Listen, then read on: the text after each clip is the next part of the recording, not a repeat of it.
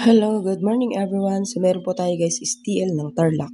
So sa STL po ng Tarlac guys, ayan, so natatawa ako din minsan doon sa iba kasi merong nagko-comment na bakit ngayon lang yan na-post ay lumabas na yan. Lumabas na po talaga yan. So ang sumada po guys, itong nasa guhit, okay? So ito po yung sumada natin, hindi yan. Kasi yan, mga lumabas na yan.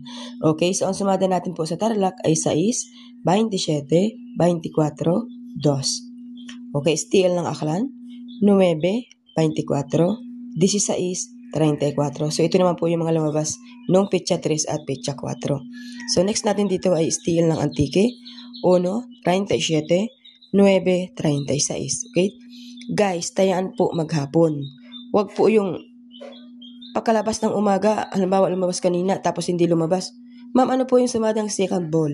Diba? Walang tiyaga. No? So magtiyaga po tayo guys, hindi po yung atat na atat po tayo kasi lalo po tayong hindi papatamain dahil hindi naman po tayo manghuhula para malaman kung ano po yung tatama, di ba? At ito naman po kasi ay sumada lang. Sinumada ko po ang mga numero at binigyan ko rin po ng tips na pwede pong sakaling lumabas agad-agad, di ba? So hindi naman po tayo si banker para alam na excuse. Sorry guys, grabe yung ubo ko. So, alam ko naman guys, lahat ng tao muubo, kaya okay lang yan. So, inubo ako. Matagal na kasi ito guys, ubo ko, mga 2 buwan na ata. Pati yung sipon ko, hindi ko alam kung bakit di maalis-alis, okay? So, balik po tayo guys. Tayaan po hanggang gabi. Okay, so yung Antique natin, 1.37, 9.36. At yung STL natin ng Capiz ay 19.26, 2.37. So, ito lang po guys ang pakiusap ko sa inyo.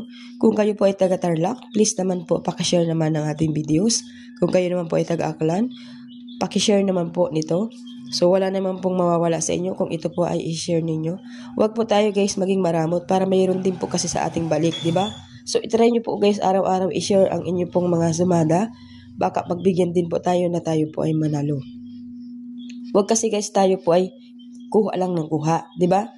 I-try nyo po yan. Masama po yung kuha lang ng kuha. Dapat mayroon din po tayong binabalik. Ano? So, pag mayroong kinukuha, dapat mayroong ibinabalik. So, yun lang po guys ang hinihiling ko sa inyo. Pakishare naman po ng ating videos. Maraming salamat and God bless po sa inyong lahat.